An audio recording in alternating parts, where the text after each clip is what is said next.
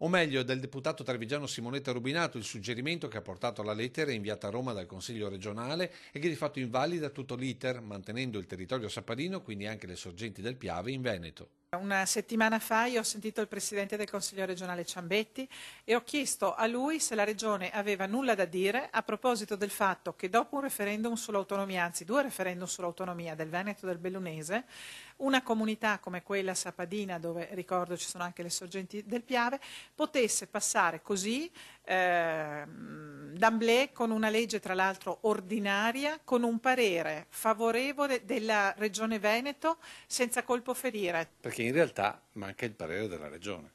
Sì, questo risulta, questo è quello che ha scritto il Presidente Ciambetti alla Presidente della Camera mercoledì scorso. È arrivata una sua lettera che segnala alla Presidente Boldrini che nella procedura prevista dall'articolo 132 della Costituzione deve esserci il parere della Regione, sia della Regione Veneto che della Regione Friuli Venezia Giulia.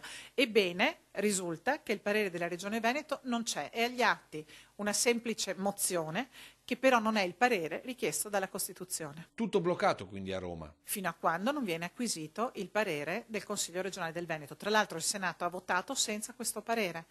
Quindi so che questo che io sto dicendo creerà sicuramente sconcerto nella comunità sappadina, per la quale ho grande rispetto, nonostante io faccia questa battaglia con lealtà nei confronti di quella comunità che amo profondamente.